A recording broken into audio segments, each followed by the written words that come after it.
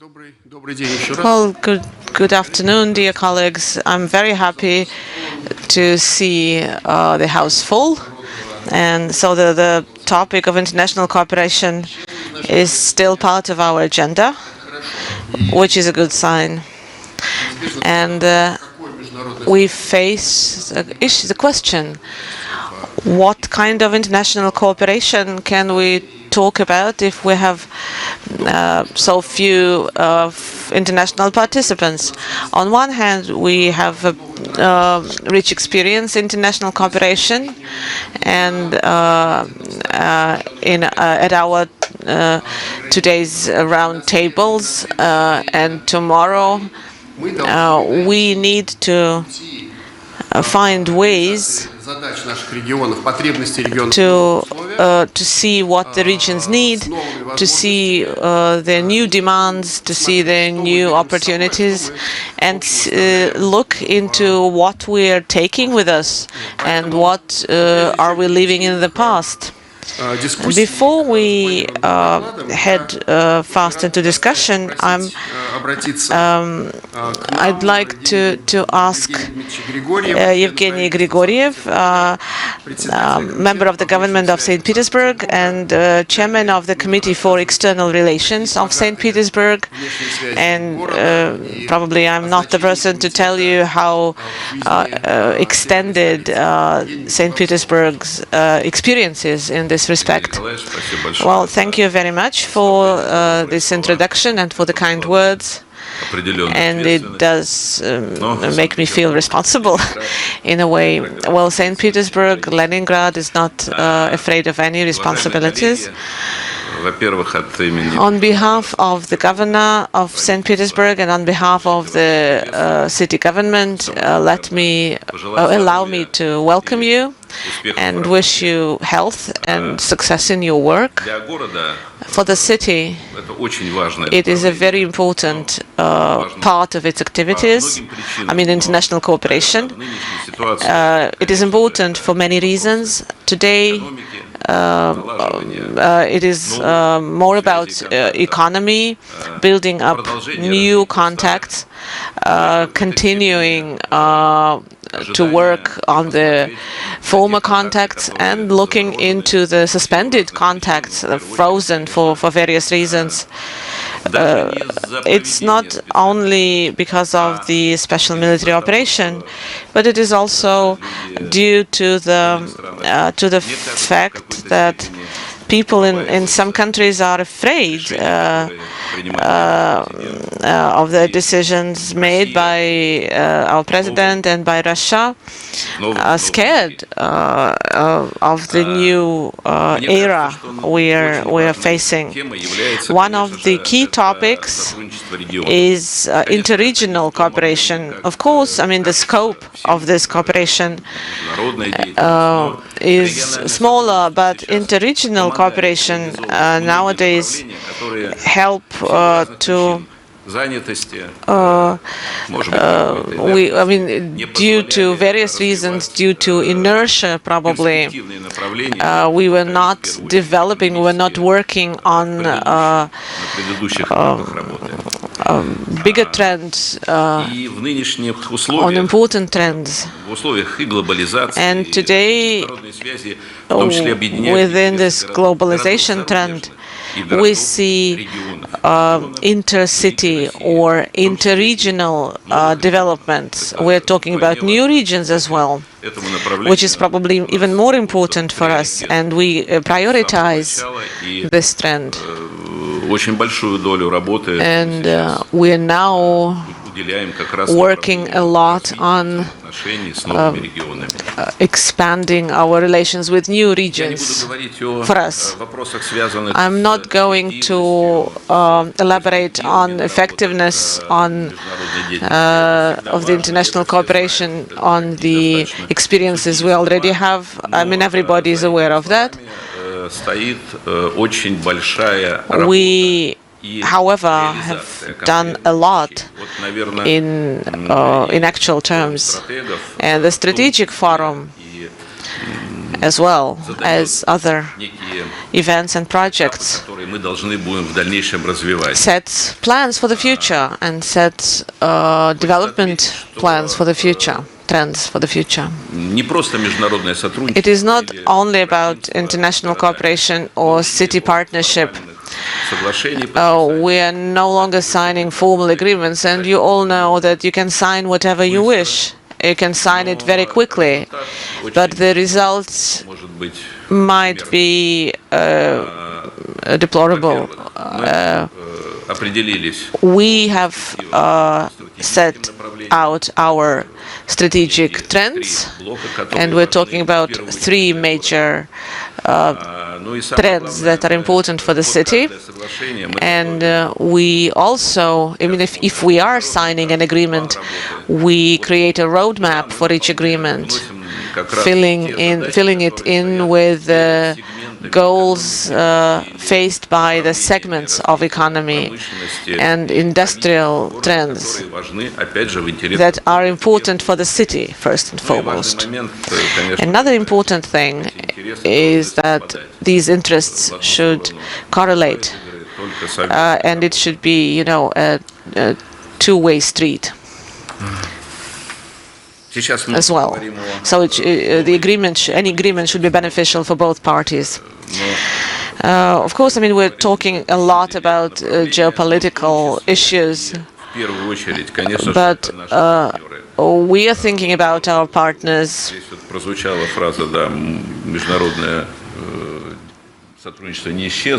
Well, international partnership has not disappeared. On the contrary, once the events you would be aware of have begun, I've been asked a couple of times, well, probably you should find a new job. But in terms of the volumes of the work we have to do, we are having, you know, bigger volumes. Of course, I mean, maybe we didn't have enough time for our partners and for our true friends. I mean, we have to fill the void, and the void is now filled by the partners, by the cities. That in the long run, in the long-term perspective, will become our main partners, and you have to keep up with the developments, and you lose it if you're not in time. I mean, and the countries we're now working with are India and Vietnam and Myanmar and Serbia and a number of African countries as well. I'm talking about the regions that have a big and promising future. I think these countries will play the most important role in the global politics in the future. And one more important trend is effectiveness.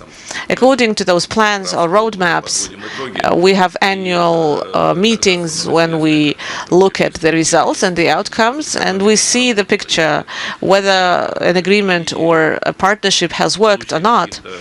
And in terms we have some issues to resolve, we can always repeat it. I won't give you the figures, the numbers, but we see a stable growth, especially in terms of CIS countries, our partnership with CIS countries. You hear complaints that, oh, who are we going to trade with? Of course, I mean, everybody is defending their interests.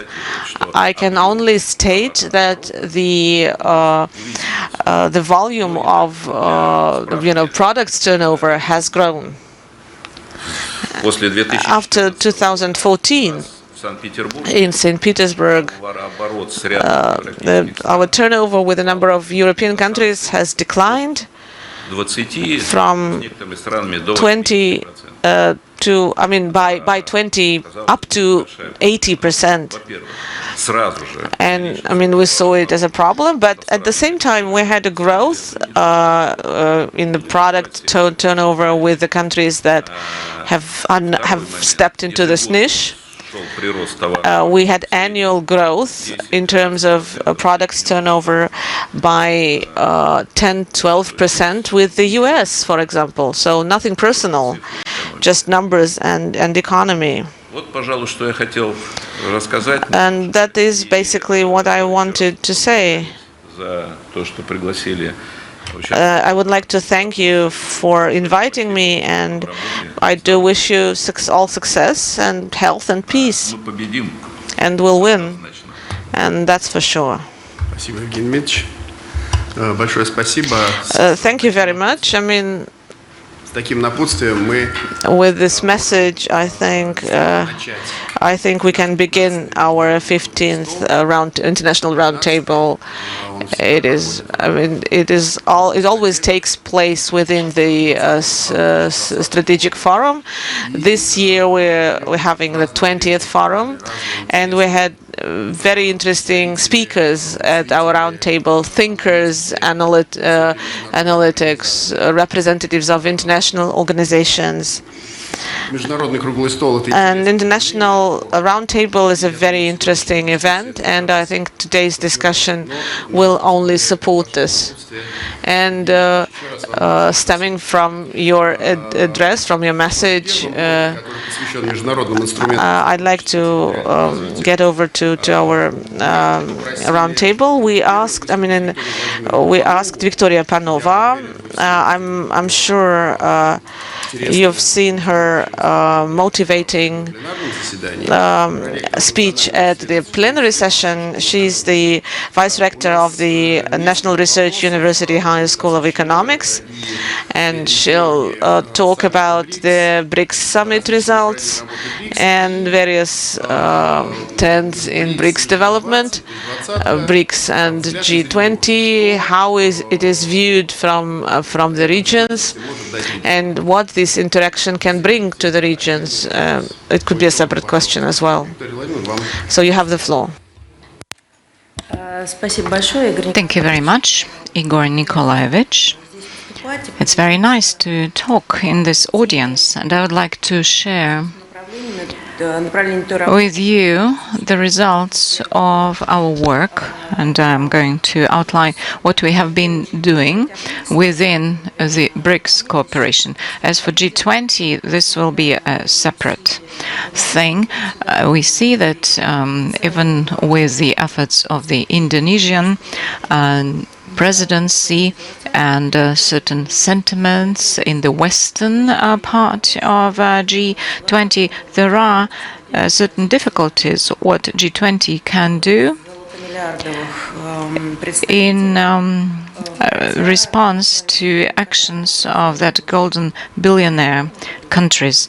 When it was established in 1999, and first it was the ministers of finance, and later it was taken to the top leadership level. So from the very beginning, the main principle was that it is outside politics, and it was established, this association was established for getting to agreement in economic and financial cooperation without taking political things into account. But now it is getting more and more difficult to address, and I am going to speak mainly about the BRICS cooperation, because this organization demonstrates a more positive agenda, and this attracts attention from other countries. And it is not only countries subjected to sanctions like Iran, but it is also Argentina, Saudi Arabia. Well, there are certain nuances in their relations with the United States, but this is due to certain pragmatic interests. So any statements from Turkey or Saudi Arabia they will be determined by the positioning of BRICS and those opportunities this association gives to other countries, not of the West, and how these countries can achieve their goals. Next slide, please. There is the second line of work of BRICS, and I'll briefly touch upon it. Not everything that is adopted at the level of leadership. So it is also the result of work of various ministries of foreign affairs and other bodies. So it is a very good example how BRICS works with state authorities in order to promote this agenda. And if we look at the first summit, it was in 2009, it was held in Yekaterinburg. And the first academic forum of BRICS, it is an annual event, and it is an expert community, and it is always held in the country of presidency. So it was held right before this G4 establishment, and before Africa joined it. We see that the pandemic, COVID-19 pandemic, and other events of the past years demonstrated how important it is for people and countries to have contacts and communication, and a significant role in building an uninterruptible communication within BRICS is provided by this second pathway or second line of work. From the very beginning of BRICS work, we used to hear that all this was covered extensively, that BRICS countries are so different, and they have different political systems, and this association won't take long to end its cooperation.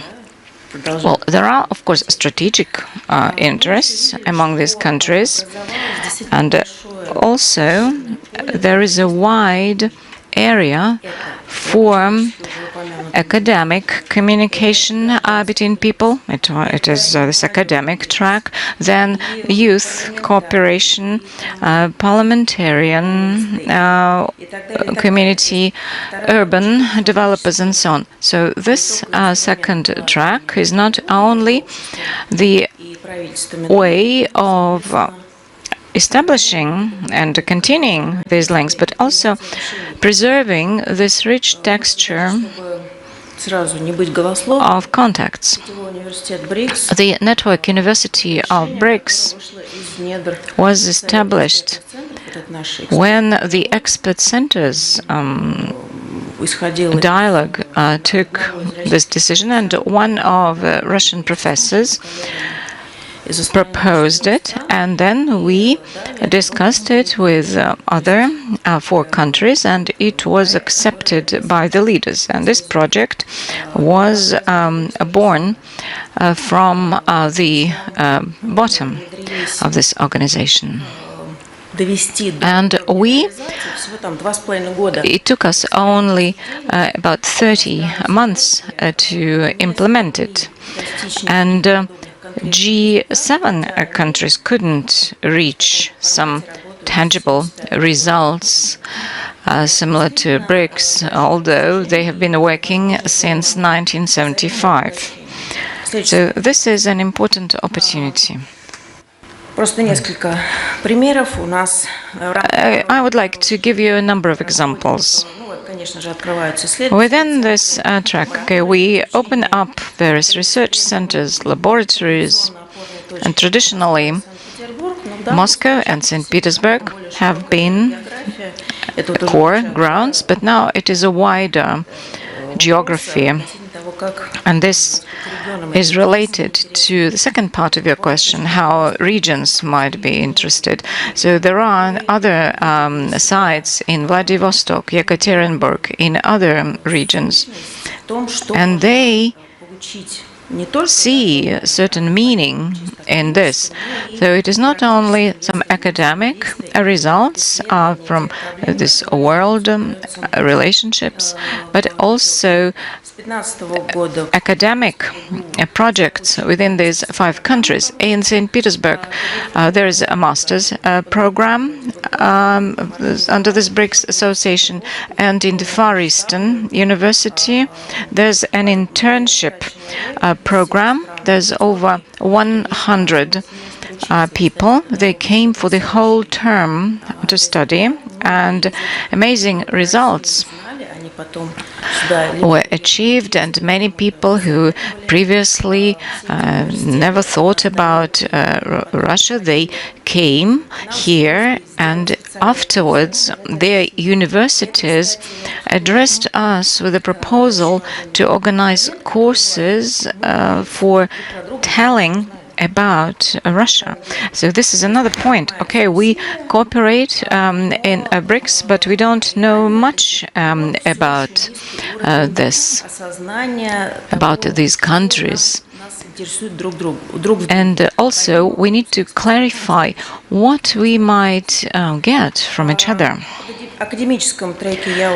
As for the academic track, I have spoken about it already. In terms of the civil forum of BRICS, it wasn't an exception. The civil forum also was born within our discussions, and it was in 2015 when Russia had its presidency. We were discussing this civil society track. There were over 900 delegates, and BRICS countries and BRICS Plus countries. They launched this track, and if we look at other working groups, so there was a separate work on women and girls, but here it is quite different from what is seen in Western countries. So here it is more about economic equality, but not something new for this agenda. And since 2011, after Durham, the expert council of BRICS has been working. Its main goal is to conduct surveys and establish research sites. And within our presidency in 2020, I see 2 active members of the expert council. They are present here. We developed indicators for development monitoring for all major pillars. It is political, economic, social, cooperation, and humanitarian sphere. And these indicators should be used for identifying problematic issues for regions. This is very important. Next slide, please. If we speak about how regions engage in this work, okay, so there were urban development forum, then there was an international municipal forum of BRICS supported by the government of St. Petersburg. So then there was a meeting of friendly cities within BRICS in 2016. But as for the results, that was mainly meetings and forums for the sake of forums. And this is an issue. So, as I said previously, there's lack of understanding what are the interests of the regions and the country. And there's a lack of resources that can be provided. So there's a lack of understanding why we might be needed by each other. So at the level of the state, we do have this understanding, but at the level of cities, there's no feeling and understanding that we might be very useful. And we do have a lot to share. For example, smart cities and information cooperation. Moscow is the leader in smart cities. So my time is up, so I'm finishing this, but I will be happy to describe this, all these issues and questions within the discussion. Thank you. Thank you very much, Victoria Vladimirovna. You raised a number of important questions. When we work with border regions, strategic development, so we sometimes hear, okay, so the other country is pushing forward communication among people, but we do need it, because in these contacts we win, not because we have to reach this victory, but because we need to learn what our partners are thinking about, because lots of people, they know a lot about the royal country in Great Britain, but not many know who is the new president of Brazil. No, we do know it. Okay, no, but we can ask just lay people in the street. Right, so this is what I've been speaking about. Yeah, so contacts are extremely important. As for the topic, okay, we can begin today, and we can continue discussing this next time as well. Interests of different regions within this large-scale cooperation. And we, the federal authorities, we need to listen to the regions, and regions need to be able to outline their position. We've been speaking about different continents and a wide cooperation. So here on the screen you can see our colleagues from Mali, from Africa. They are virtually taking part in this discussion, and very soon they will be speaking to us, and there are thousands of kilometers between us. And now I'm happy to welcome Ambassador Dira and our esteemed colleagues from Mali. We are happy to see you on the screen. We are going to get back to you soon, and we are happy to welcome you as part of our discussion. Our next speaker is Andrei Kolesnikov, who is Deputy Head of the department dealing with Northern Europe and cross-border cooperation, and now he works with intergovernmental organizations in the Baltic states and in the north of the country. On the other hand, since I'm asking the question, what I would like to ask you, what do we want? And what do we want to introduce into our into our cooperation in the Baltics and Barents Sea? I'm very happy to welcome you all at our event, and I think I need to brief you on the situation in the regional formats. Maybe you should, and I'm talking about key events and key formats we've come across, and I'm going to give you a short review, short introduction.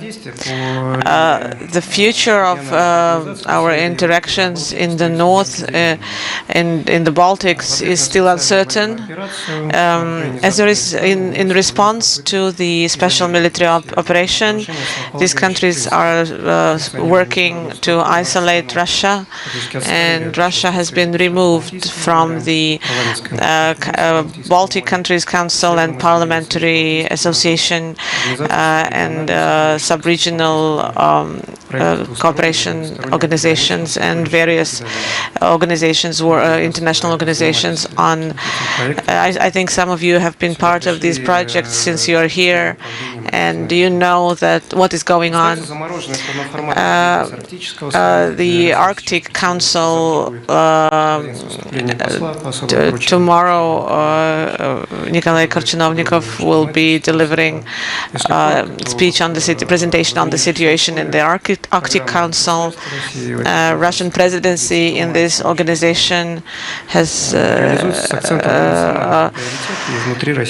been now suspended, and we have suspended work in the Barents Sea organizations, and it will depend on whether Western countries are ready to accept Russian presidency in the Barents Sea Council. Well, the Foreign Affairs Ministry keeps, the contacts running, but the Nenets autonomous region, which is now will be hosting a meeting in Naryan Mar with the representatives of the Northwest Russia and members of the North Forum. And we'll have some Western experts as well. According to the demands coming from the Ministry of Foreign Affairs of Russia, the Nordic Council has suspended its works in St. Petersburg and in Kaliningrad in 2023. And we all the events conducted by the Nordic countries will only be possible on the mutual basis, in case we'll also have an opportunity to conduct our events in these countries. The architecture, the Baltics cooperation architecture has to be rethought, and this is why we're here. We are thinking of creating new regional platforms, parliamentary expert, and these new structures, the new platforms, should coincide with the Russian international agenda. We're talking about environmental projects in the Northwest. It will involve expert communities, local authorities, international participants. Currently, we're talking about Belarus that have already agreed and confirmed their participation. Thank you, Andrei. We have already, your short presentation has started the discussion on the cooperation in the Baltics. Will continue after the break, and I hope most of you will join us after lunch, and we'll be talking about the future of our international and transborder interaction. We are now asking Andrei Maximov, Chairman of the Commission for Regional Development and Local Self-Government and representative of the Civic Chamber of Russian Federation. And our questions are the same. How do you see interaction between regions? Do they need to be governed or guided from the center? And for example, Ladoga Lake, how do we legally bring together Karelia, Republic of Karelia, Leningradskaya Oblast, and St. Petersburg to make Ladoga clean and flourishing again, and provide clear water for St. Petersburg? Well, good afternoon, dear colleagues. I'm happy to be part of this international session. When we're talking about regional cooperation in Russia, We face a lot of issues, and sometimes these issues are hard to resolve. Even in an agglomeration, it's not easy to ensure cooperation between entities. Now we do need new forms of intermunicipality cooperation within the agglomeration. We need to have them set up, and we need to define them clearly, various types of ownership, of municipal ownership, and set out preferences for cooperation. On interregional level, it's getting even more complicated. But if we, again, we have to institutionalize mechanisms of cooperation. We need certain legal forms, regulations to enable two federal subjects, to enable them to build up joint projects, joining capitals, joint usage. And we have some priority tasks, priority goals that cannot be covered by one federal subject. International cooperation is the next level of complexity. All the limitations we faced this year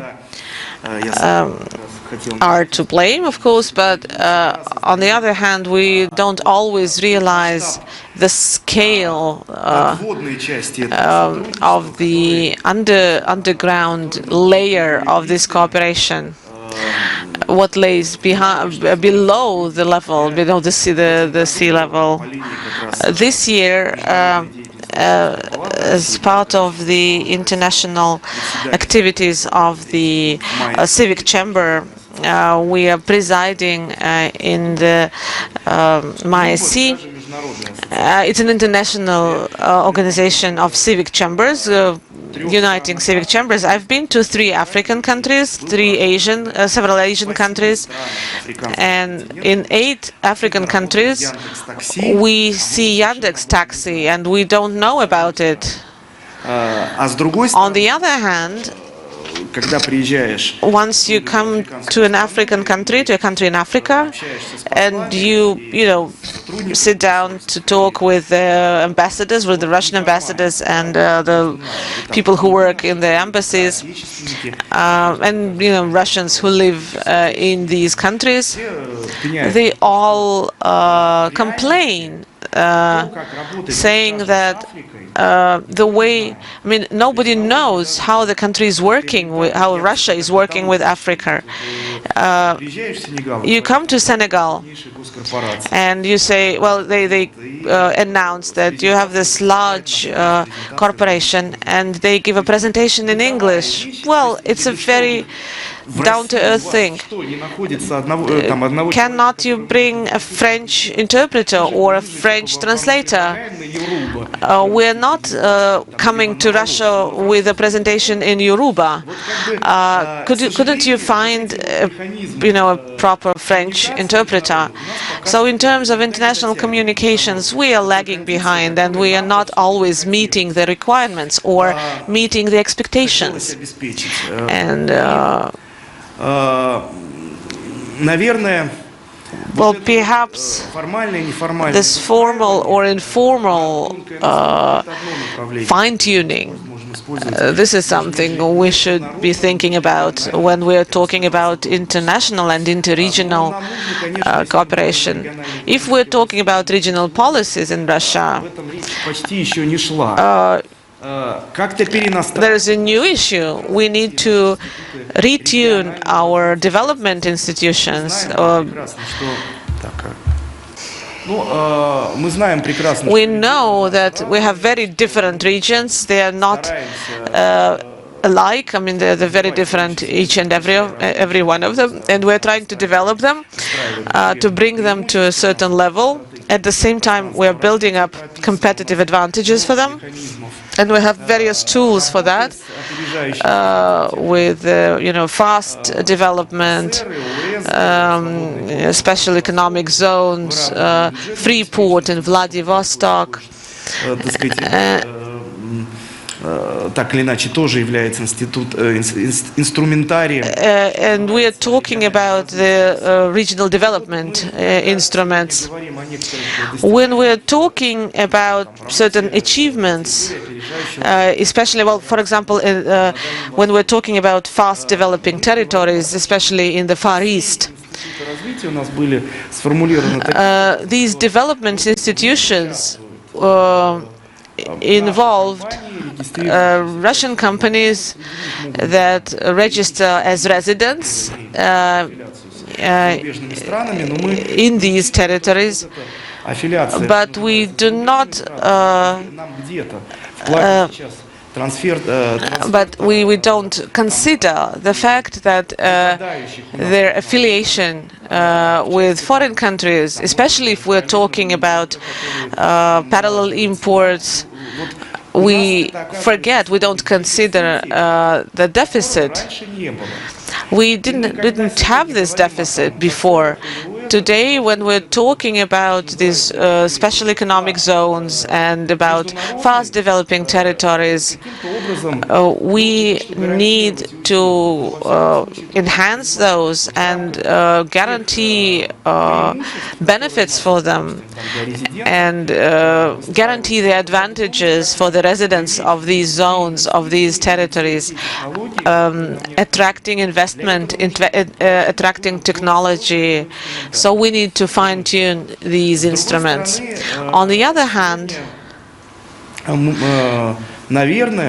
we probably are not considering export to the countries that could become our potential partners, especially in the areas that we don't see as export-oriented. Let's start with tourism. We have 10 special economic zones in Russia with tourism as their main feature. And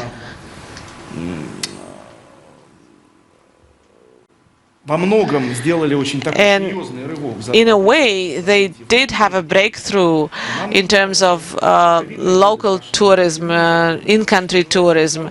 Well, COVID has stopped. I mean, there's no COVID. There are no COVID limitations, regulations. And we probably need to think how we could attract tourists from Asian countries, let's say. How do we bring tourists from other countries? And in this respect, we do not always exploit the potential we have.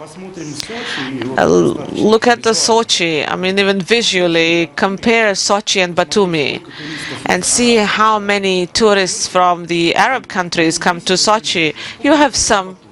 And how many do you have in Batumi? Despite the fact that Sochi has a lot of competitive advantages, they're not working enough with the Arab East. Again, I mean, if we're talking about the Tourism and Hospitality National Project, we need not only support in-country tourism, national tourism, but we also need to support foreign tourism, tourists coming from abroad, from the countries that remain our partners.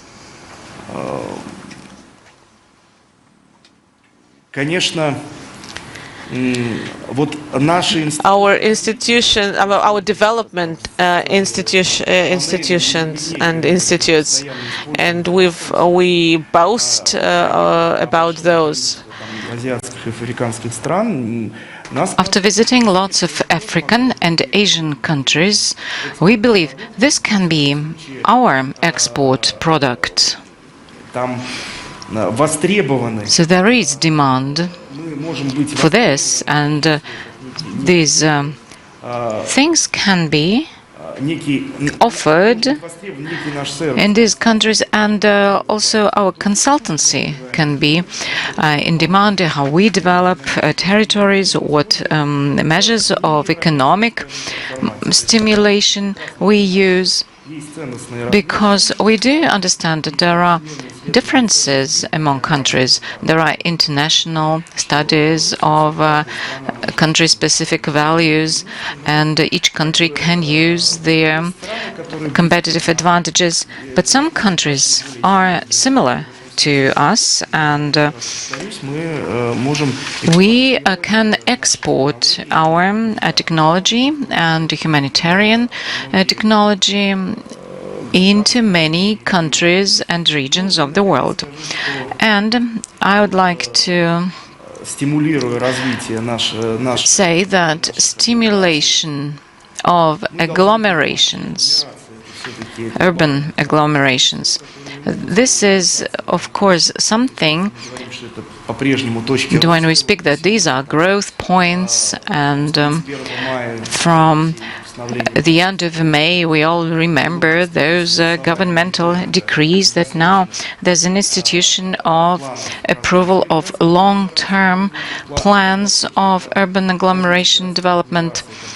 And within this work, we need to keep in mind that we should plan this together and in cooperation with other urban agglomeration in other countries and regions of the world. Many links have been severed right now, and when we, about 10 days ago, when we attended the International Forum of Cities in Daejeon in Korea, was a good illustration that this can be done. Even with those countries that are not maybe very friendly to us, or not very much interested in this cooperation, but we can stand up and offer something. And for example, in this international union of regional and local authorities, the mayor of Kazan is now head of the Eurasian chapter of this union. So it can be seen that we cannot say that there is some opposition against our participation. So this means that we need to establish some acceleration tools for this, including certain educational modules. And within our country, for our colleagues from business or from regional authorities and municipalities. And on the other end, we need to work appropriately and effectively. Thank you very much. Thank you for this opportunity to speak in this audience, and I hope this discussion will be most useful. I'd like to draw everybody's attention to the fact that you never use the word decentralization. And you stress that we need to teach regions to do this and that, and there should be cooperation between municipalities. My experience shows that this is the way nowhere. We need to begin with each specific person. For example, you visited the Republic of Karelia, and you saw that people are involved in this dialogue, and you visited Korea. And we need to develop this dialogue, because we personally, we have these opportunities, and these contacts between people, they may ensure understanding between us.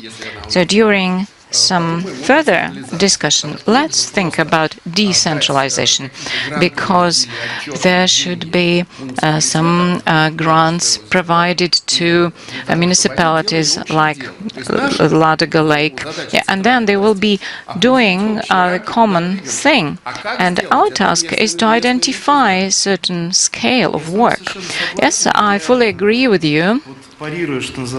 And in response to your comment that I never used the word decentralization,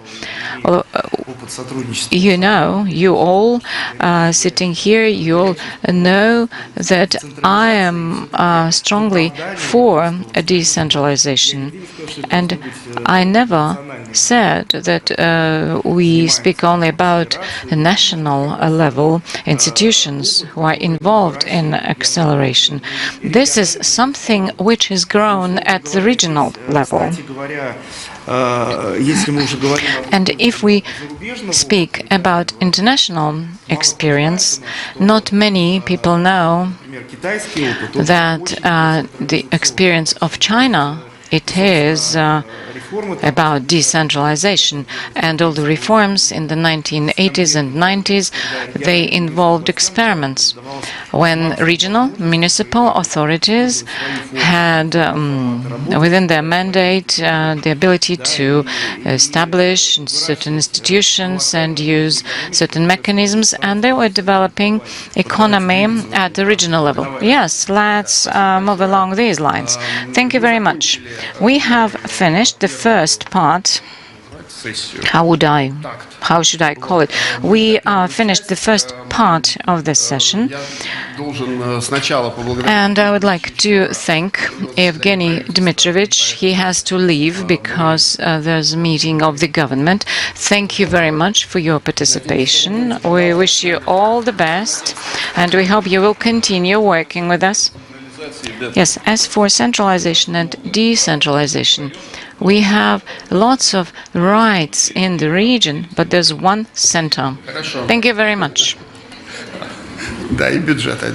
Yeah, and we have only one budget. Yeah, common budget for everyone. Thank you. And now I'm happy to pass the floor to our next moderator, because locomotive or engine, these words, they are masculine in the Russian language.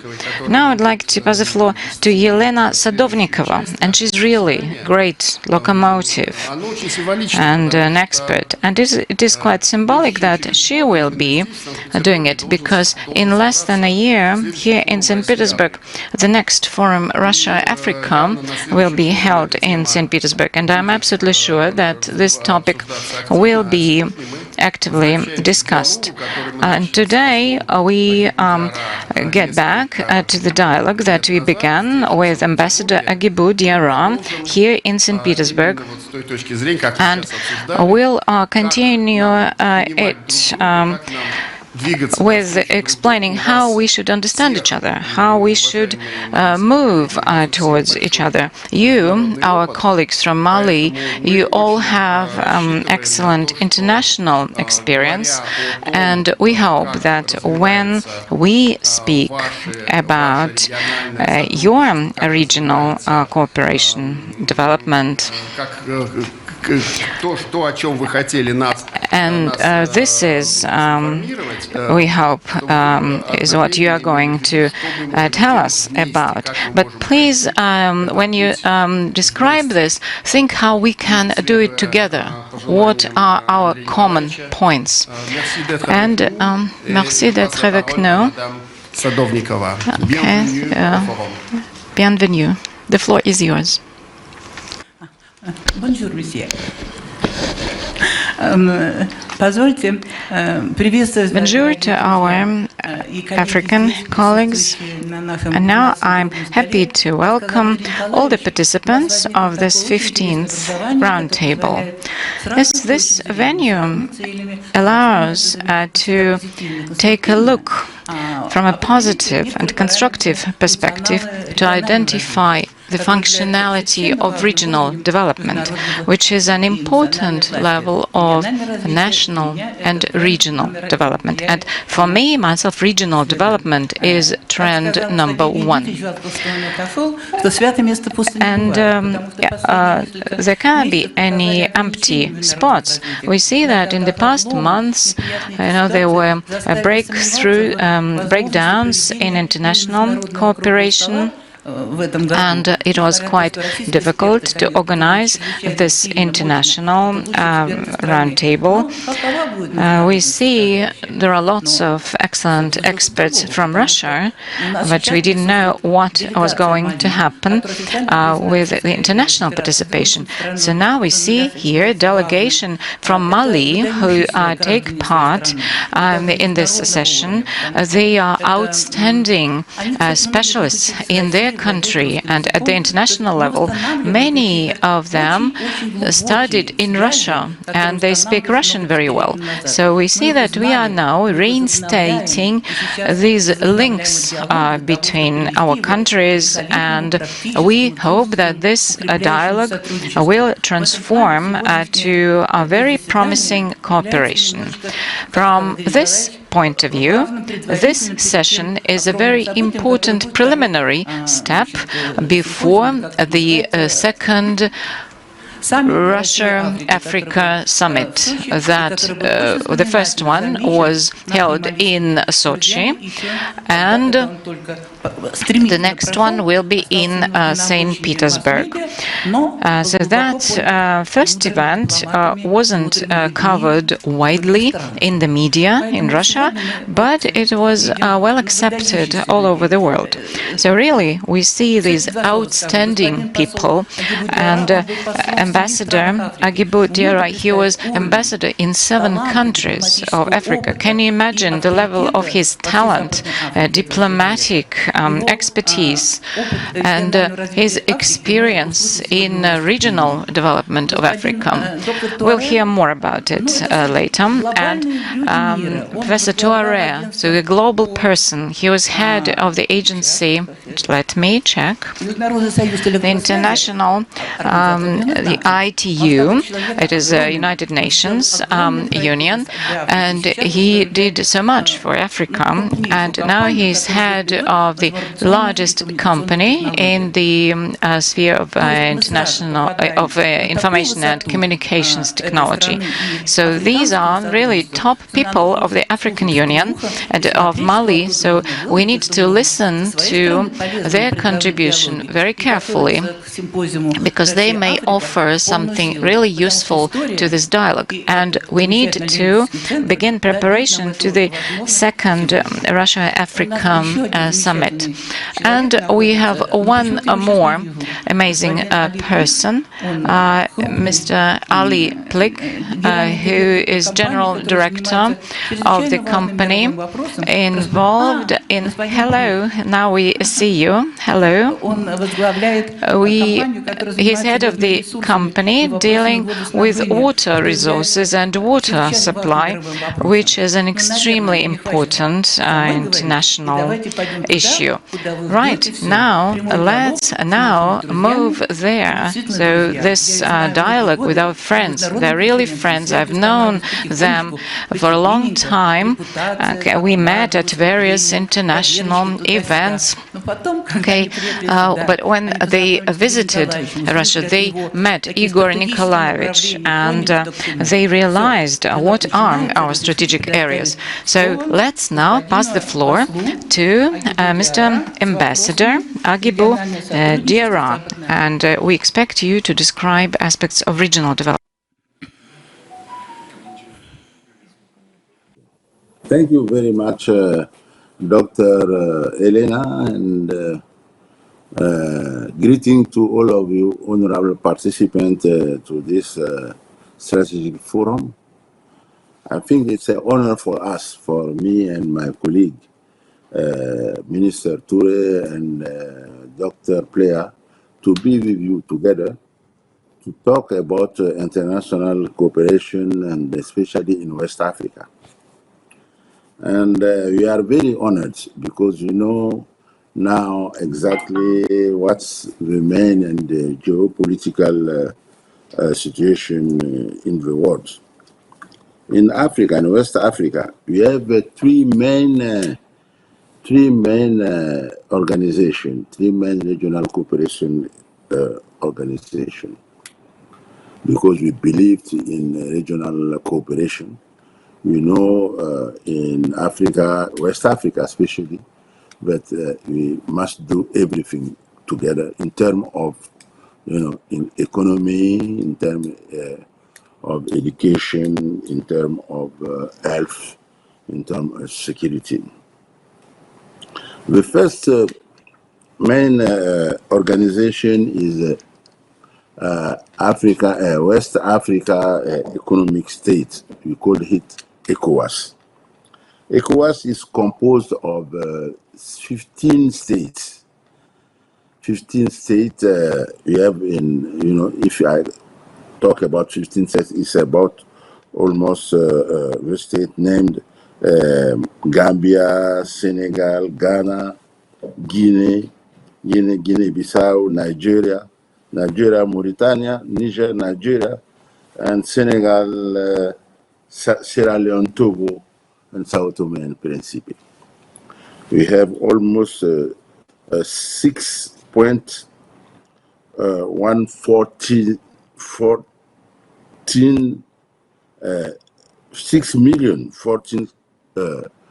square kilometers, the whole countries together. And we have almost also 350 million habitant population, foreign population.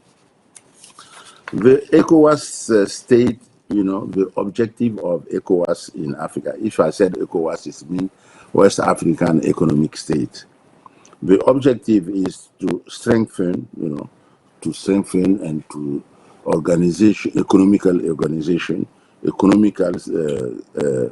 economical activities in between our country, and also to strengthen the cooperation, the partnership between our country. I think now it's necessary for us in West Africa, to mutualize all our efforts, to meet challenges in West Africa.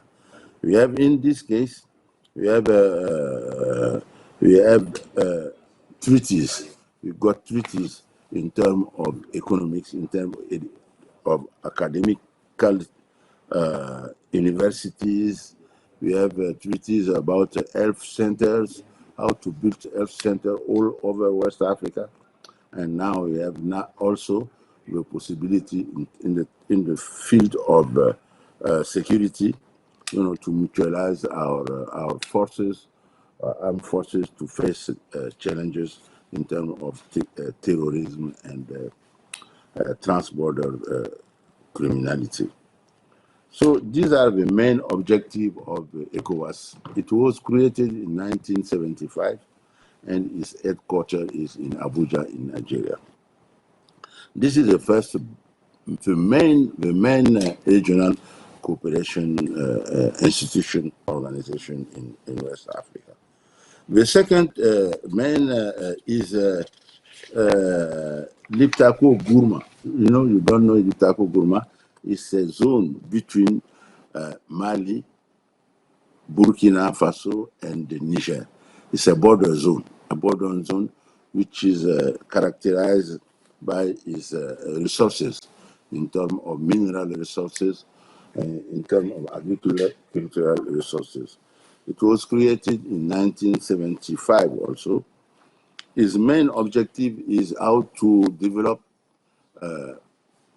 economics, how to develop agricultural, how to exploit the mineral resources in our zone. This zone, Liptako Gourma, is one of the principal zone of crisis in West Africa in terms of terrorism, but we are facing this terrorism now by the partnership with some countries, especially the United Nations. We have this organization.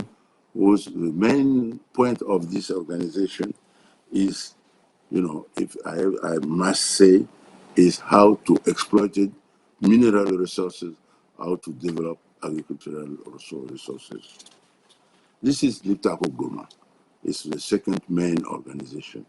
The third main organization is OMS. It's in French, but I can say it's the Organization of Development of the Senegal River. because we have two main rivers in West Africa, Niger River and Senegal River. So the three countries, Mali, Senegal, and Mauritania, have decided to create an organization of cooperation of how to exploit the resources of the Niger River. This Niger River is very, very important for the development of the border region between the three countries. So this is why I must say we need also in this part also of our region partnership, how to develop industries and how to develop navigation on the river, how to develop fleets on the river, and how to develop capacity building between in these two states. We need partnership in all these areas, in all these aspects of regional cooperation in West Africa. That's why I have to say also ECOWAS. This is the main cooperation organization. After ECOWAS, we have Liptako Gourma. After Liptako Gourma, we have the development of the Senegal River Basin to make, the development of the people living in this area of our region. So what I can say when I talk to you from Africa, from West Africa, about the development, we need to mutualize in Africa. We need to mutualize all our efforts, to face challenges in terms of economy, in terms of education, in terms of health, in terms of security. These are I think, the main challenges we are facing now in Africa, especially in West Africa. And we believe it's better to strengthen the partnership between our region, West African region, and to diversify also partnership between our region and the rest of the world, and especially West Africa, especially Russia. Because as we know, we have faced COVID-19, it's COVID-19, we have faced COVID-19 2 years ago. We have short of resources, we have short of manpower. So we believe it's time for us to exchange and to know exactly what each party, in terms of partnership, we can go together. So that's why I think a win-win relationship is better in this case, in a relationship. So I think Dr. Priya will talk about water power in West Africa. Thank you very much.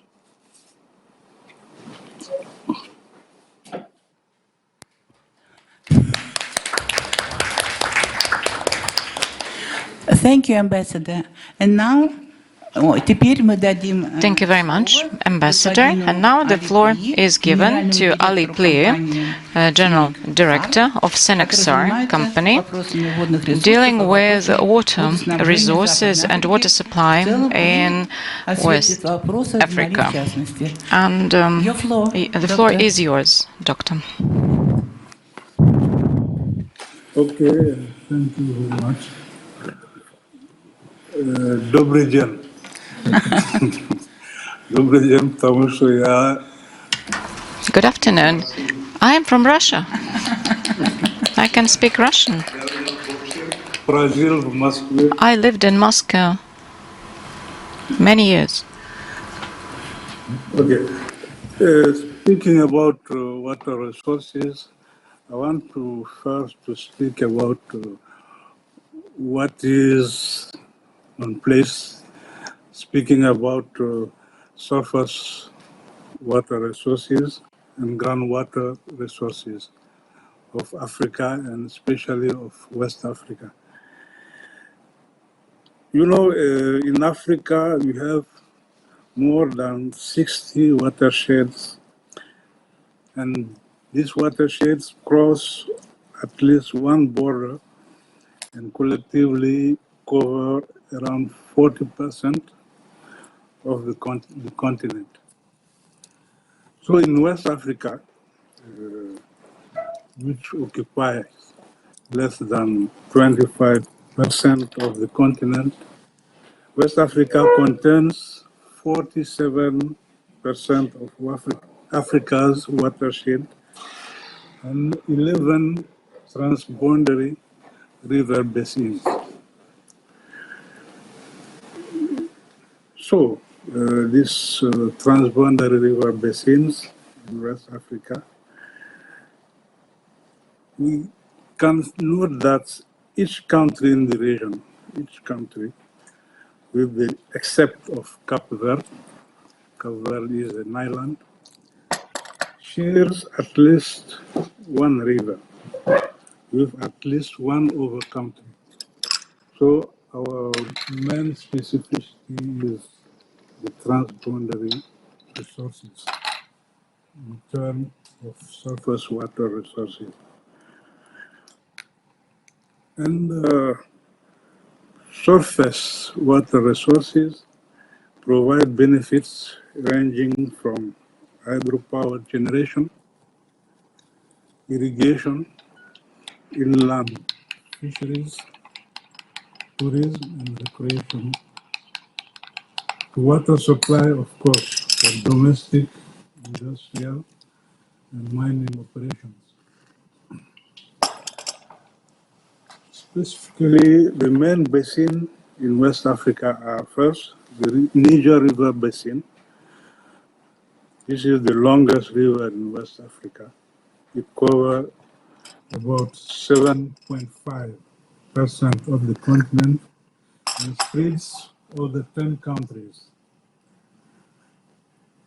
The basin takes its source from Guinea and run in a crescent through several countries.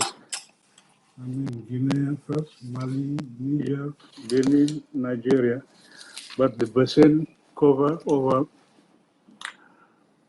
the surface of 10 countries. It's a development hub in the area, an important factor in regional integration. And we have all the countries have an organization called Authority of Niger Basin.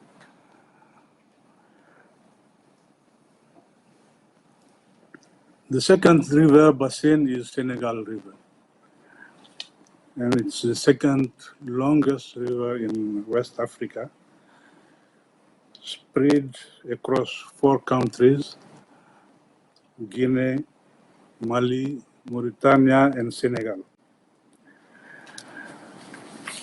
The Senegal River basin population is estimated to more than 3,500,000 people. After the Senegal River basin, we have the Volta River basin, which including Burkina Faso, Ghana, Togo, Benin, Cote d'Ivoire, and Mali.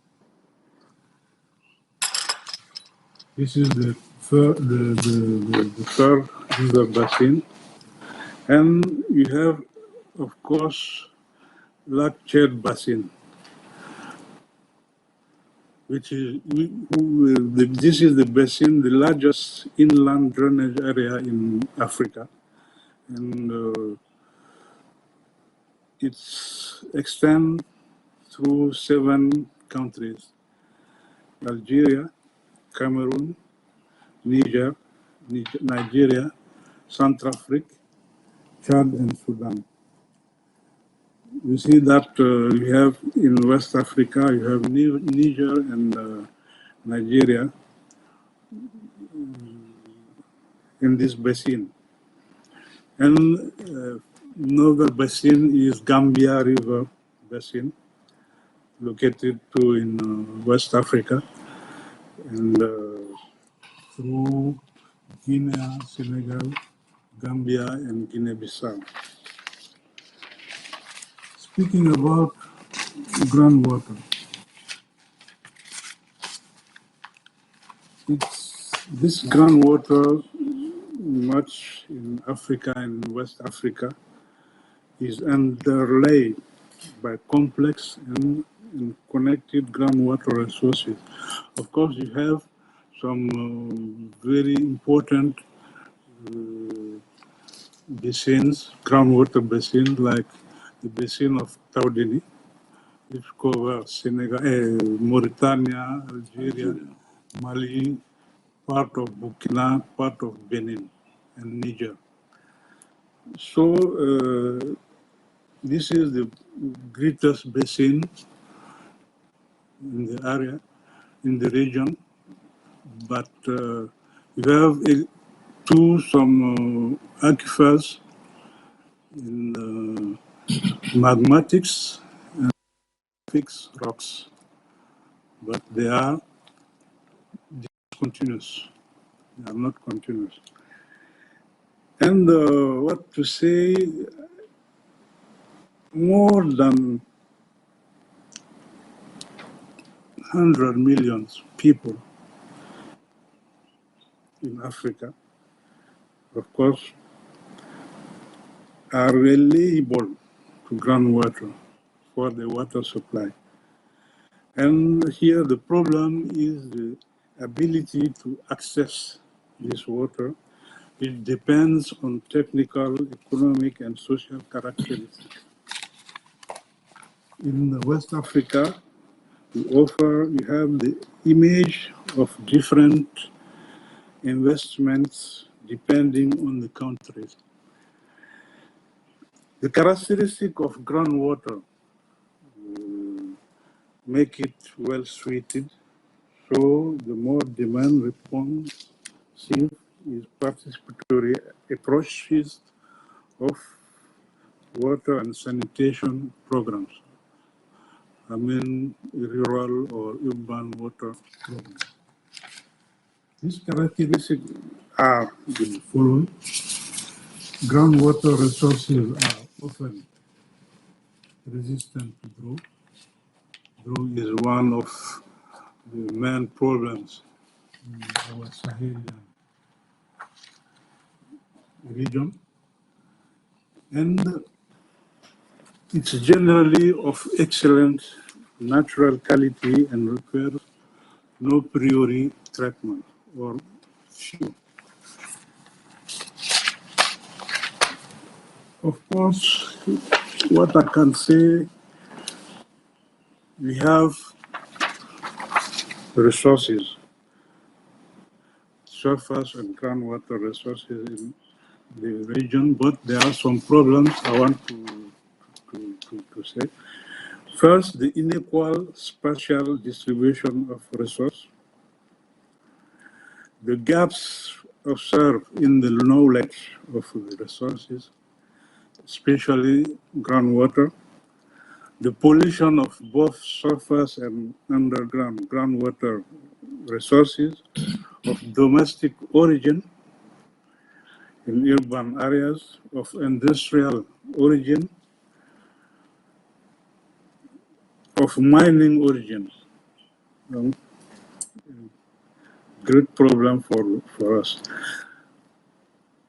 The decrease of the quantity available in places in the context of climate change. This is another main problem we meet.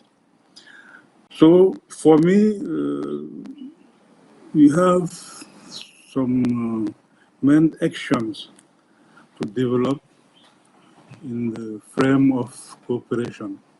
First, we need to improve knowledge of groundwater resources in terms of location, reserves, recharge, aquifer geometry, hydrodynamic characteristics. We need to monitor the quality and quantity of both surface water and groundwater in terms of hydrometric and piezometric measurements, physico-chemical and bacteriological analysis. and we need to decontaminate polluted areas and to protect the resource. And of course, ensure an integrated water resources management to take in account the cross-border nature of most river basin and aquifer systems. And at last, develop drinking water supply systems, agricultural water mobilization, including, of course, groundwater, and effective sanitation systems in the context of climate change. Thank you for your attention.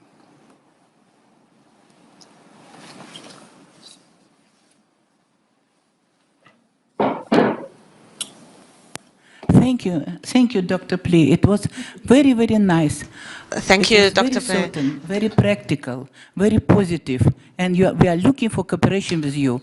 Be prepared for the cannot hear you. Russian-African Forum. Irena was speaking English. She said, thank you for your very precise and elaborate speech. And now I would like to ask Dr. Hamadun Touare, whom I've already described as an expert in terms of a manager in communication and information. And we're curious to know what you're going to tell us.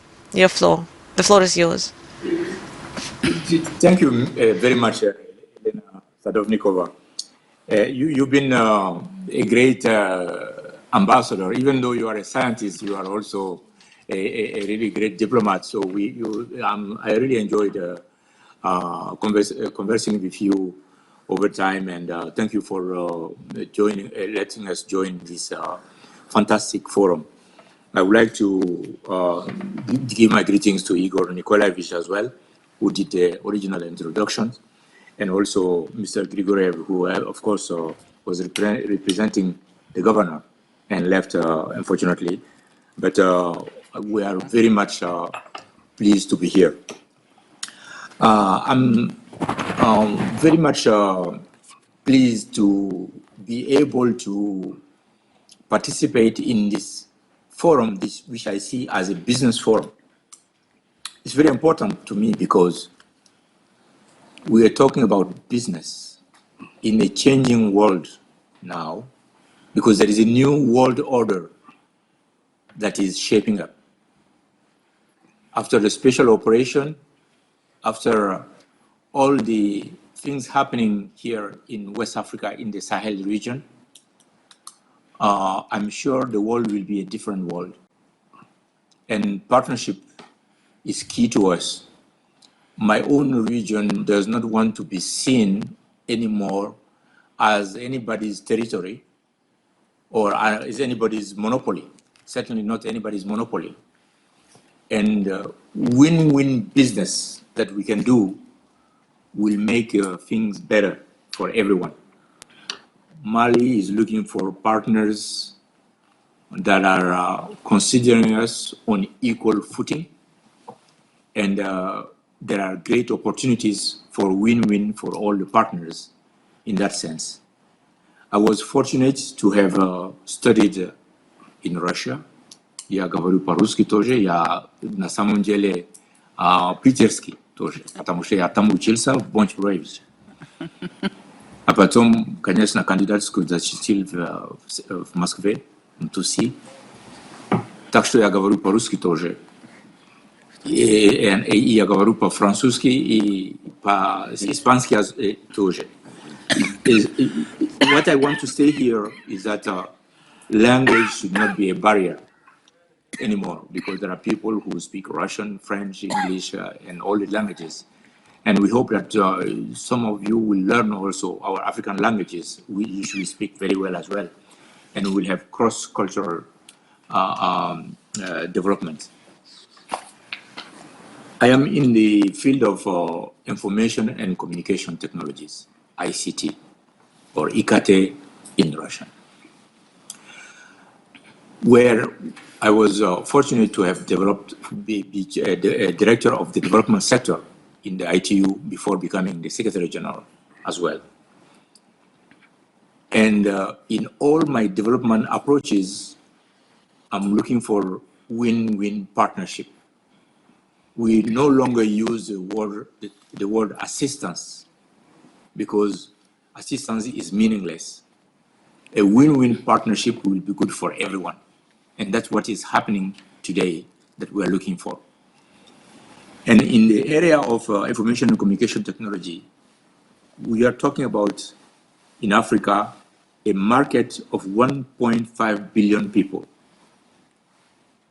And we are getting together, after I left the International Telecommunication Union, I was heading the Smart Africa Initiative based in Kigali in Rwanda, where we have made our strategies based on 4 main pillars. Infrastructure development, which is an opportunity for business.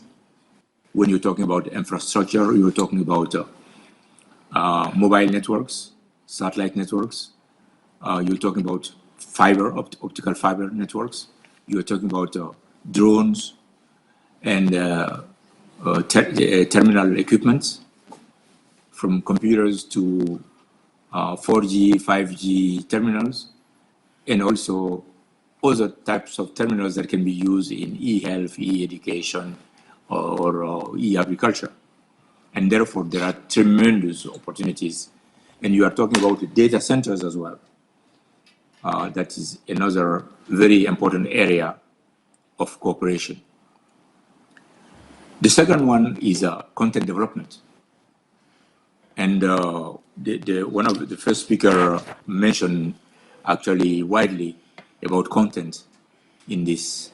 And I was very pleased to see that, because when you're talking about issues like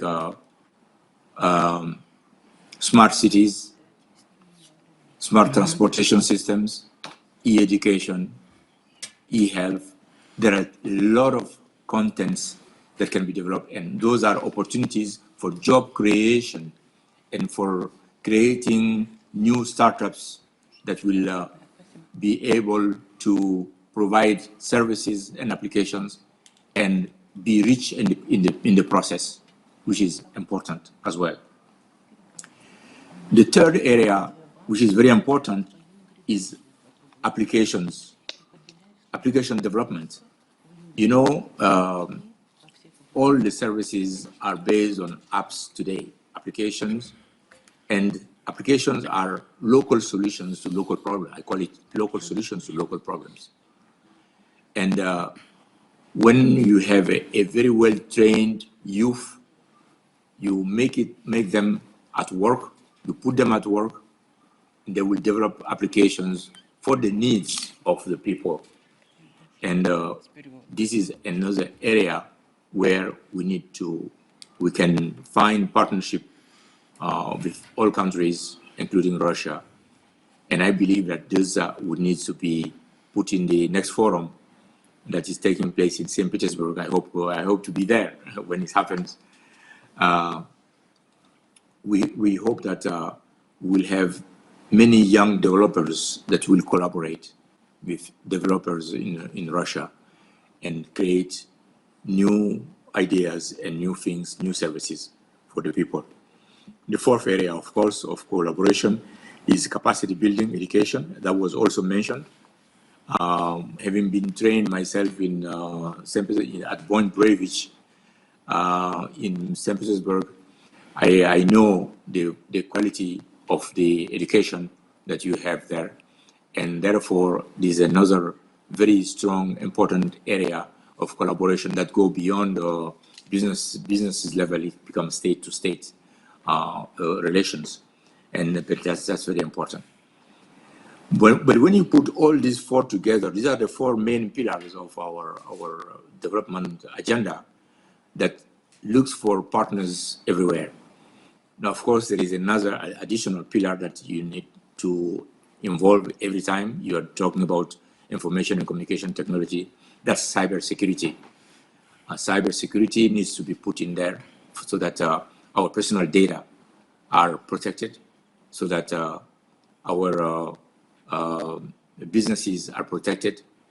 not only the equipment, but also the softwares and the applications are protected as well, and the content. There is a need for international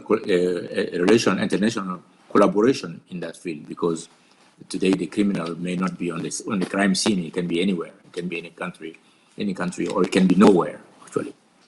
And therefore there is a need for collaboration in that sense. And I know the power of that because I have had some collaborations in the past in some other capacities with Russia. I believe that having said all of this, in the arena of international collaboration and what is happening today, we need to try to think collectively of a way to bring cyber peace in the world. I think there are good reasons for that. Our children are our most common asset, and they are always on the cyberspace today.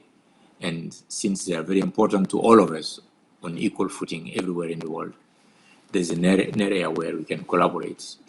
That's why when I was in the international arena, I started my cybersecurity collaborations with child online protection, which was a common denominator to bring everyone together so that we can start building confidence among themselves. Because what we need in the world today is actually trust and confidence among ourselves, so that we could do business, meaningful business that will,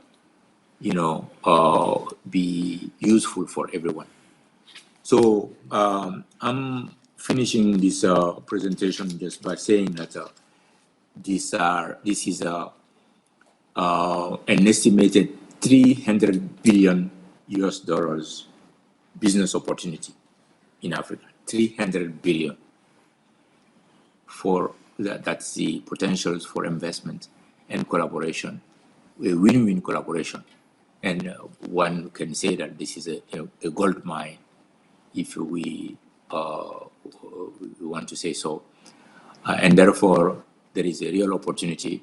I call on the partners that you have here in this forum to join hands with us to try and make a win-win business without politics.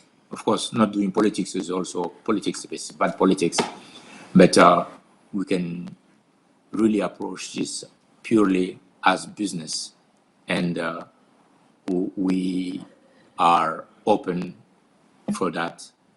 And as I said, rightly said in the beginning, this part of the world, in West Africa should not be counted as anybody's monopoly or anybody's territory, but full sovereign states who are trying to strive to do something in the best interest of its citizens. And I believe that that's what every country should do. And therefore, all those interests can be mutually in agreement without being contradictory. I want to say that the freedom or the wealth of my citizens is not necessarily against the wealth of citizens of another country. If we are partners, they can be mutually beneficial. I will stop here, and I would like to thank you again for giving me the opportunity to participate in this wonderful session. Thank you.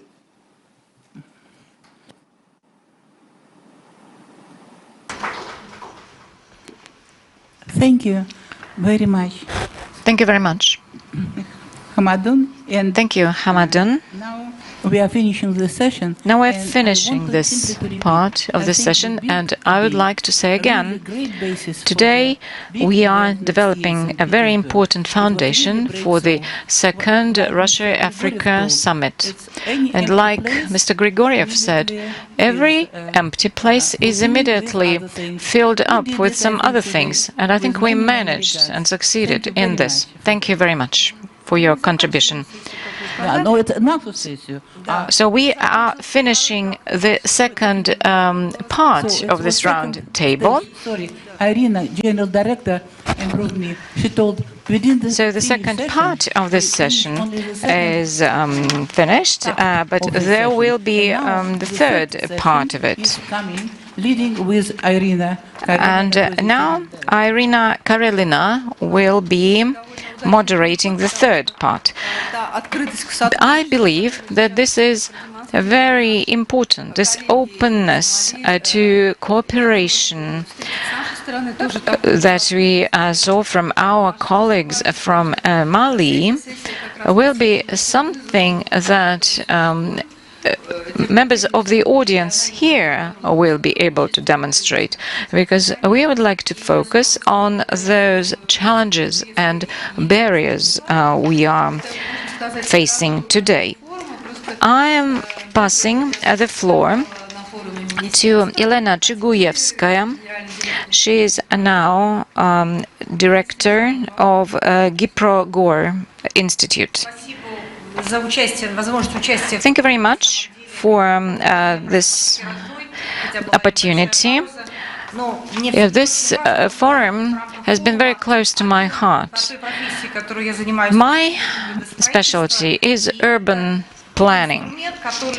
And this instrument was in high demand at the international level because our country worked together with lots of countries, and the institute I now head, Giprogor, was taking part in Ashgabat and lots of other cities of the Soviet Union, planning and development.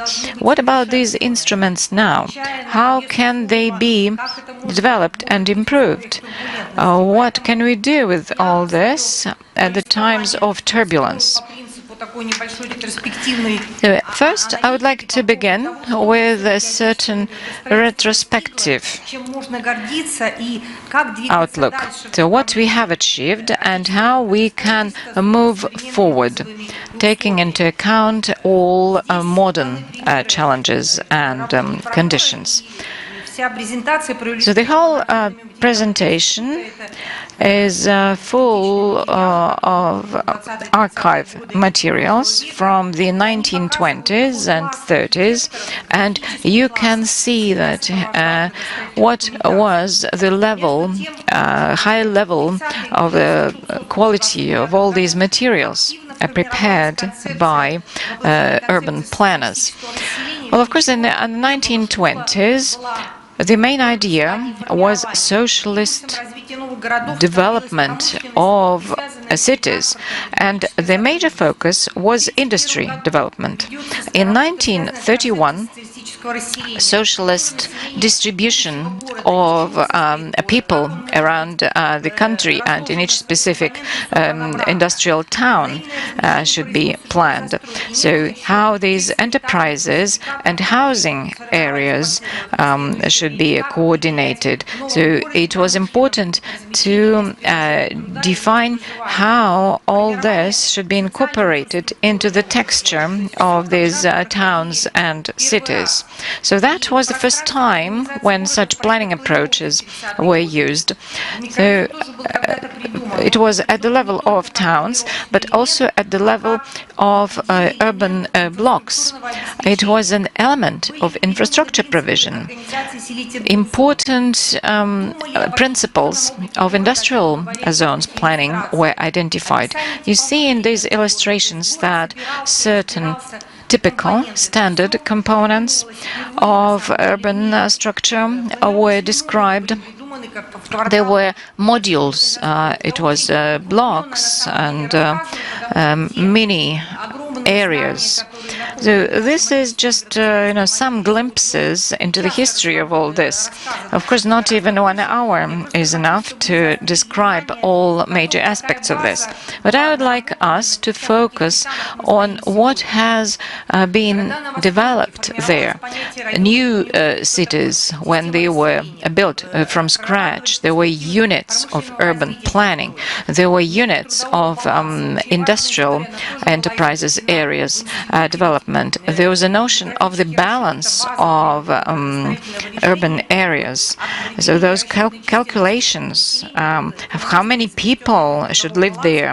Okay, what should be the balance between labor specific areas and housing areas. Then the 40s and the 50s of the 20th century, we gained a lot of experience how to work with ruined cities and areas. And all principles of infrastructure provision and development was used in Chechnya and Abkhazia. Then it was done for Crimea. When Crimea joined Russia, Stalingrad, for example, Oryol, Bryansk, they were in total ruins after the war, and they were reconstructed and developed. Over 60 master plans of different cities are in the archives of our institute. But that was not the end of this area development. We continued this work in the 60s, 70s, 80s. There were various regional population distribution plans.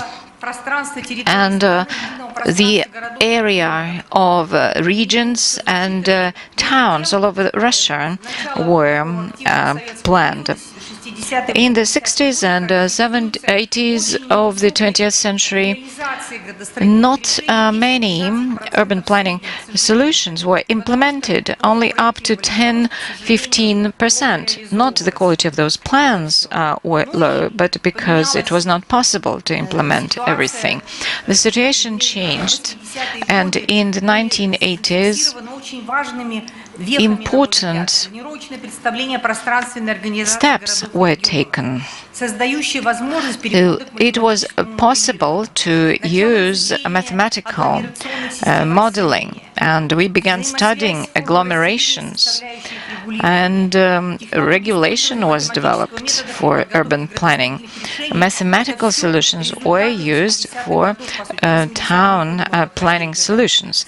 All that was done before 1980, and information support for all this work. Unfortunately, all these results ended, and after that, mass housing projects were implemented, and this period it is characterized by standard buildings. It was also developed in the 1930s in the Institute of Giprogor. So there was a library of typical buildings, and they were called effective solutions. So these were residential areas, and usually these areas had well-developed social infrastructure, and enterprises and industrial facilities were moved to other areas. And you see this socialist modernism architectural style. I would not elaborate on the basic achievements of the Soviet city development, but what was typical for the Soviet times was a systemic approach. So we can go through various levels of the master plan developments. However, in the 1990s and in the early 2000s, we see various types of residential housing. We have business class housing. I mean, before that, we didn't have elite housing. Now we see new materials coming, new finishing materials coming. Today, the state policy, national policy for affordable housing is in place, and we see new developments in this area with new new requirements for territories, for smart cities, and design codes for well-being and growing quality of the living space. And these are the demands, and this is something we have to work with. However, we need to find alternative solutions, because, I mean, we see those typical traditional solutions with urban blocks. These urban blocks are not as effective, so the future development of urban planning should take into consideration new requirements for comfortable urban environment. What are the particles of a city? A city can consist of various models, creating an ecosystem for development, providing services with all existing digital services, cluster approach when it comes to social infrastructure, transformation of the transport system, putting priority on public transport and environmentally clean transport, putting up creative spaces, creating new jobs, using innovative building technology, and this is something we are ready to provide. But how do we look at planning when we plan social and economic development in regards to certain territories? The triad we had over the past years, when we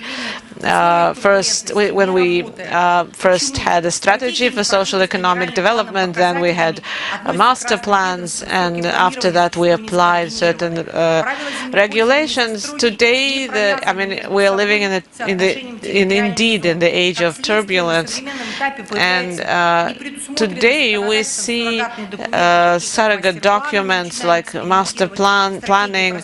We start to work with strategies for spatial development. I'll go through very quickly. How can we perfect the system?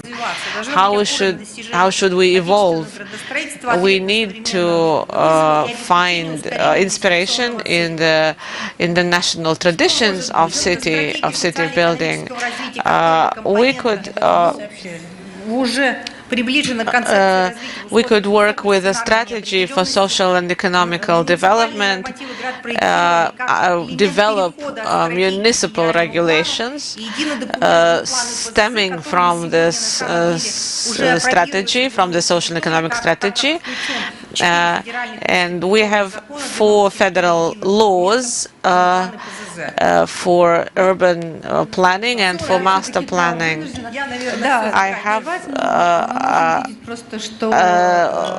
I have to stop you here, but we see that we can export our knowledge in this respect.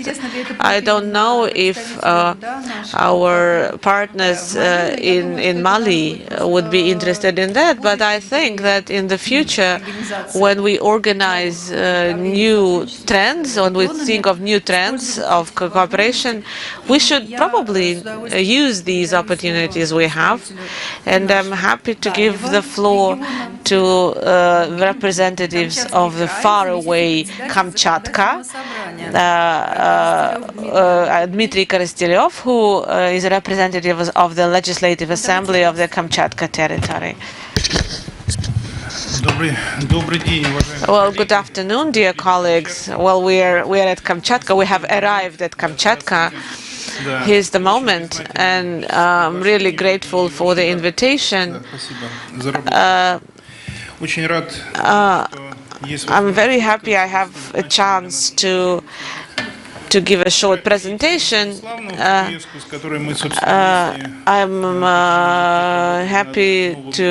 was happy to listen to Yelena Chuguyevskaya. We've worked together, and we have a strategic plan. We worked on a strategic plan, and we have already we've went through the first stage. But I mean, the time has changed today, and a lot. I mean, everybody repeats it. it. But I'm happy that we have a very meaningful and talk. And as representative of Legislative Assembly, I'm really glad we're talking about these things. Kamchatka is export-oriented, and we have a lot of resources. Once a country is facing sanctions, it is its export that suffers the most. And we were afraid to see the networks breaking down and the chains we had, technology also, certification of our products. And the tides we are facing, well, you have to phase out imports, the national policy changes, and national development, the program for national development for the Far East, and all these shifts and changes, they influence the strategy we pursue in larger regions and in smaller regions as well. And the fifth threat or challenge where we faced, we are very environmentally vulnerable. If we want to have more tourists, we are competing with Alaska, but Alaska is 4 times larger than Kamchatka. And if we want to export fish, we are talking about, growing exports by, tenfold. But I mean, fish does not multiply, or however often you tell it to multiply. So exploiting natural resources but not exhausting them is something we should be aiming at and something we should be looking into.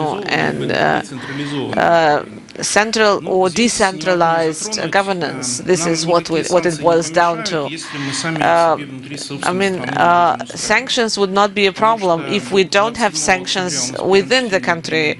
October 21st, the first reading of the draft law has passed. The first law has passed, which actually buries down our fisheries, our fish-producing settlements, and so if nobody takes into account what people working in the field think, we need to save, to preserve nature, but at the same time we are destroying economies of the federal subjects.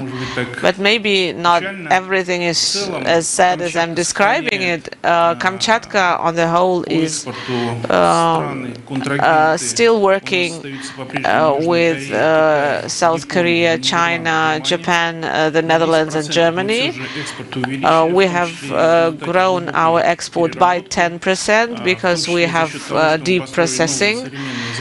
We have built new processing plants in Kamchatka, and we're also trying to diversify our economy, exporting not only resources but education, tourism, etc. And we're using whatever we can. We involve educational institutions.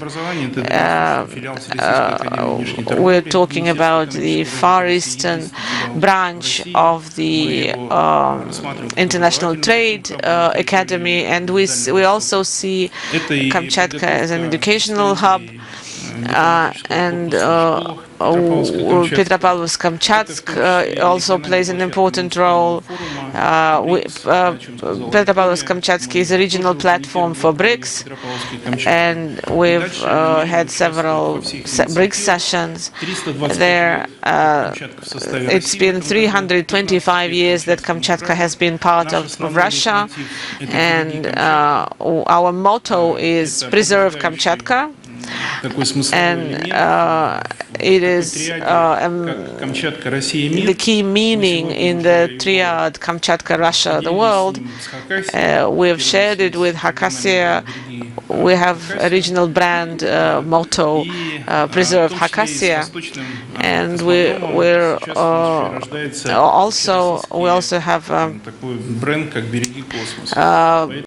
also have launching ground for spaceships, and we are now also working on the preserve the space brand, and we are going to step into partnership with various regions and with as many countries as possible. I have a question I'd like to ask. Well, geographically, Kamchatka is so far away from various Russian regions. It is located closer to other countries. Can you maybe describe your regional, how you interact with various Russian regions, and how do you interact with the Southeastern Asia?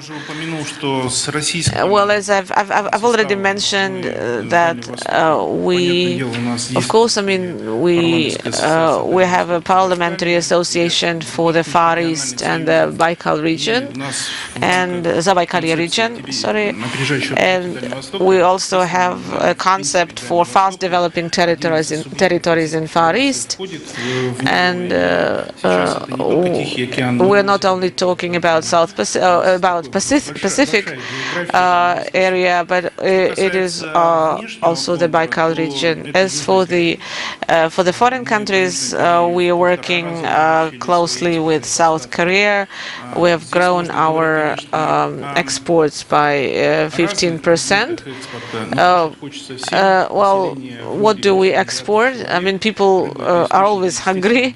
8 billion people live in the world, and fish is an important source of protein. And so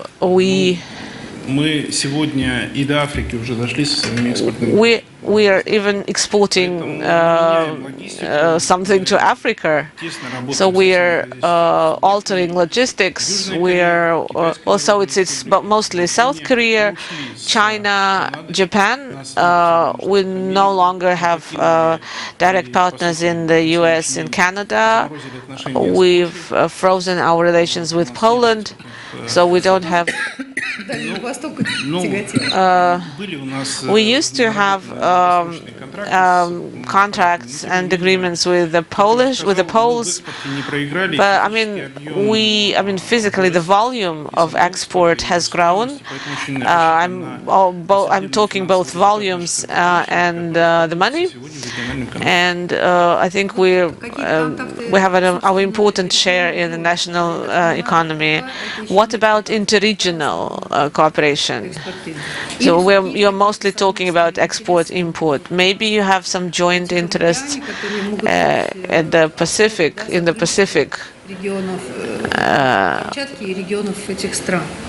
If we're talking about Russia's regions, we're talking Kamchatka, Primorsky Krai, Khabarovsk. There's a tourist ring, and we work on its development together. We have very good relations with Yakutia for several reasons. So Yakut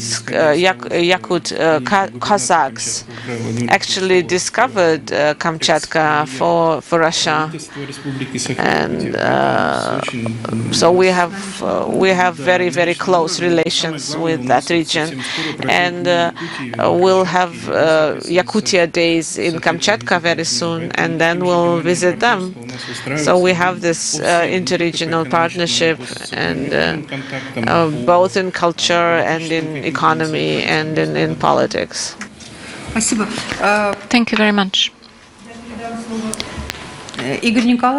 Now I'm going to pass the floor to Igor Nikolaevich, maybe for some conclusions. Well, the main conclusion will be bon appetit, because we are approaching the lunch break. Sorry for being a bit late with this session.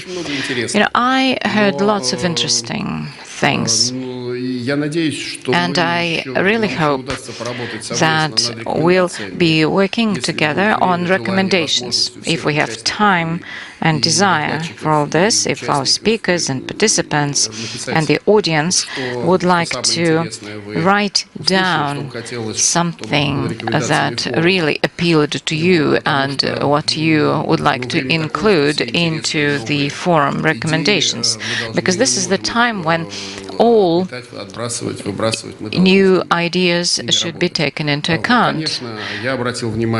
Of course, I see that how important it is to develop cooperation between countries and how the materials are presented to other countries.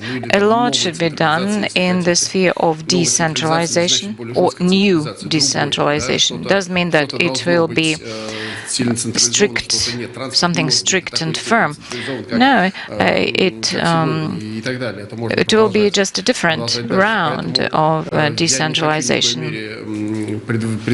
I don't want to try to present any of our common recommendations myself. Let's do it all together, so that at the level of BRICS and in regional development and with our Far East regions and our European regions, we need to offer some interesting solutions for regional development. Of course, it means readjustment of the federal body's work, but first we need to identify these recommendations. Thank you very much.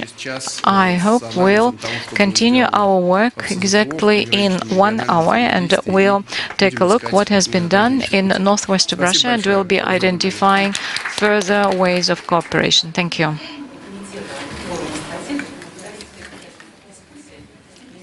And I would like to thank all the participants of this discussion for this most interesting discussion.